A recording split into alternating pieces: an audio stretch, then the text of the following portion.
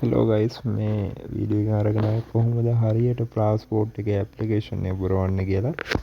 මෙතනදී මම ඇප්ලිකේෂන් එක පුරවලා පෙන්නන්න නම්බර් වලින් ඔයාලට කියනවා කොහොමද මේක හරියටම පුරවන්නේ කියලා. මුලින්ම මේ උඩ කොටුවක තියෙන කාර්යාලයේ ප්‍රයෝජන සඳහා කියලා ඒ ටික ඔයාලා පුරවන්න යන්න එපා. එතන ඒ කොටුවේ තියෙන ටික ඊට පස්සේ අපි අංක 1 ඉඳන් බලමු. අංක 1න් අහන්නේ type of service. ඒ කියන්නේ ඔයාලට පාස්පෝර්ට් එක හදන්න ඕනේ normal service එකෙන්ද one day service එකෙන්ද. ඒ කියන්නේ normal service එකෙන් සාමාන්‍ය ඔයාලා හිතුවොත් ඔයාලට මාසයක් අවුරුද්දක් මාස දෙක තුනක් ඔය වගේ යන්න පුළුවන්. එන දවසක් කියන්න බෑ. one day එකෙන් හදුවොත් ඔයාලා පාස්පෝර්ට් එක හදන දවසම ඔයාලට ගිහලා පාස්පෝර්ට් එක ගන්න පුළුවන්.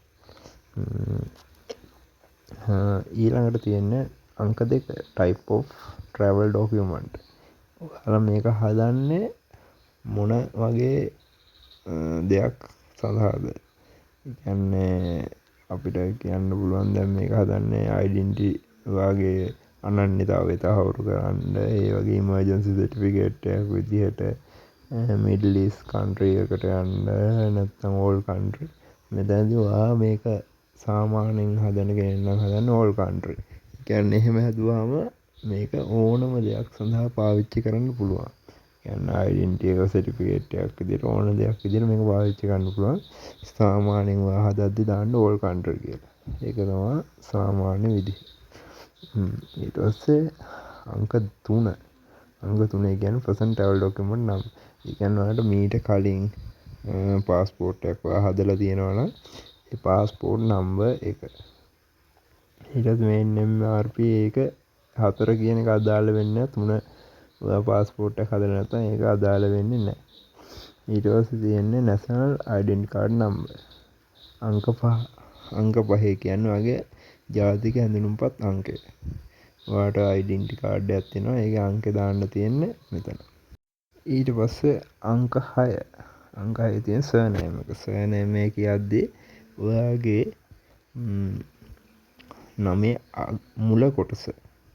දැන් කියන්නේ ජයසිංහ මුදියන්සේලාගේ, එතකොට වික්‍රමසිංහ ආරච්චිලාගේ, ඒ වගේ නමේ මුල් අකුරු දෙක. ඒ කියන්නේ ඉංග්‍රීසි වලින් අකුරු වලින් ඔයාගේ නමේ මුල් අකුරු දෙකක් කියන්නේ ඒ දෙක. දැන් ජයසිංහ මුදියන්සේලාගේ වික්‍රමසිංහ කියලා තියනවා කියනවා. එතකොට ජයසිංහ මුදියන්සේලාගේ කියන කොටස තමයි මෙතන මේ අංක 6 කොට කියන කොටසට දාන්න ඕනේ. මේවා අනිවාර්යෙන් පුරවද්දි ඉංග්‍රීසි කැපිටල් අකුරෙන් පුරවන්න. ඔයාලට ඒක පුරවන්න බැරි නම් දන්න කියන කෙනෙක්ට දීලා පුරව ගන්න ඕනේ. ඊට පස්සේ other names. දැන් ජයසිංහ මුදියන්සේලාගේ සමන් කියන කොටස තමයි මෙතන other names කියන එකට දාන්න ඕනේ. එතකොට ජයසිංහ මුදියන්සේලාගේ කියන එක surname එක, සමන් කියන එක සමන් පෙරේරා. ඔය වගේ කොටසක් තියෙනවනේ ඒක other names වලට දාන්න. ඒකත් කැපිටල් අකුරෙන් දාන්න ඕනේ. මේ කොටු තියෙන ගොඩක් ඒ වගේ ඉංග්‍රීසි අකුරු ලියද්දි අනිවාර්යෙන් කැපිටල් අකුරු පාවිච්චි කරන්න. ඊට පස්සේ name other names ඒක 7. ඊට පස්සේ permanent address එක. මේකත් අනිවාර්යෙන් කැපිටල් අකුරෙන් දාන්න ඕනේ. ඒකෙදි ඔයාගේ identity තියෙන address එක හෝ ඔයා දැනට පදිංචි වෙලා ඉන්න address එක අනිවාර්යෙන් මෙතනදී දාන්න ඕනේ. ඊට පස්සේ මෙතන තියෙනවා 8.1. ඒ කියන්නේ 8 පළවෙනි කොටසේ ඒ ඇඩ්‍රස් එකට අදාළ.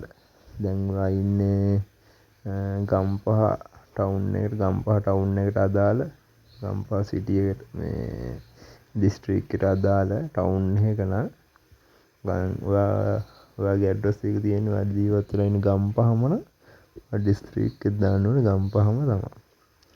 අන්න ඒ වගේ. ඊට පස්සේ date of birth. මෙතනදී ඔයා ඉපදිච්ච අවුරුද්ද, මාසේ, දිනේ වශයෙන් තියෙනවා. ඒ පන්දිනේ දාන්න. ඊට පස්සේ birth certificate එකේ තියෙන නම්බර් එක. නම්බර් 10. 10 තියෙන නම්බර් කියලා තියෙනවානේ. ඒ නම්බර් එක දාන්න. birth certificate එකේ උඩ තියෙන නම්බර් එක. ඉලක්කම් 4ක හරි 3ක හරි මම ඒක ෆොටෝ එකක් දාන්නම් මෙතන පැත්තෙන්. ඒ නම්බර් එක. ඊට පස්සේ birth certificate එකේ තියෙන ඩිස්ට්‍රික්ට් එක. ඔයා ඉපදුන ඩිස්ට්‍රික්ට් එකේ තියෙනවා ඒ බර්ත් සර්ටිෆිකේට් නම්බර් එකට මෙහා පැත්තෙන් තියෙනවා ඩිස්ට්‍රික්ට් එකේ නම්බර් එකයි ඒ දෙක තියෙන ඒ දෙක දාන්න. ඊට පස්සේ 11 place of birth ඔයා ඉපදුන ස්ථානේ. මේක හොස්පිටල් එක දාන්න පුළුවන්, දිස්ත්‍රික්ක දාන්න පුළුවන්. ඒක ප්‍රශ්නයක් නෑ. ඔයා ඉපදුනේ කොළඹ නම් කොළඹ කියලා දාන්නත් පුළුවන්. කොළඹ හොස්පිටල් කියලා. ඒක ලොකුවට වැදගත් වෙන්නේ නෑ.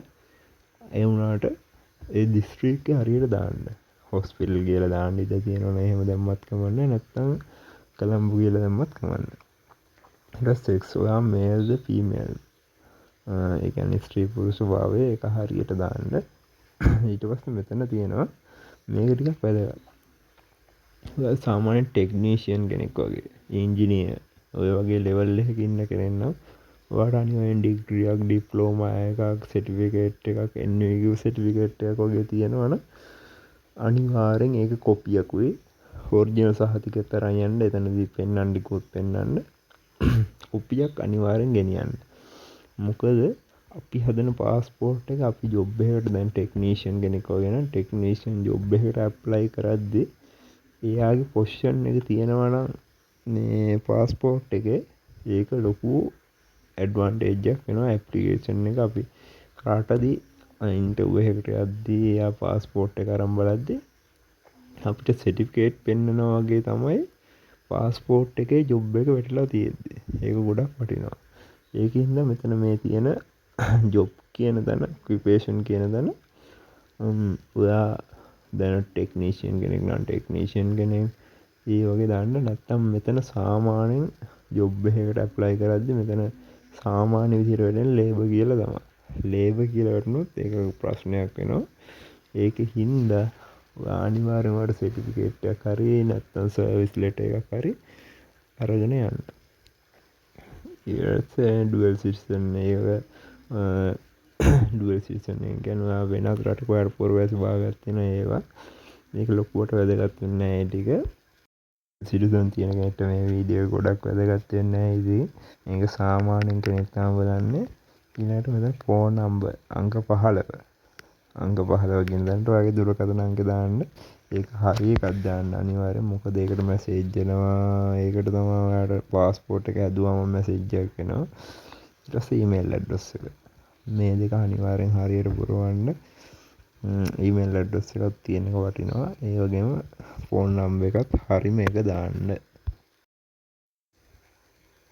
ඊට පස්සේ මෙතන ඊළඟට තියෙන ඩුවල් සිටිසන් තියෙනවා නම් ඒ වගේ විස්තර, ෆොරින් පාස්පෝර්ට් වල වෙන රටක පාස්පෝර්ට් එකක් තියෙන ඒ වගේ විස්තර ඒව දාන්න කියලා තියෙන්නේ.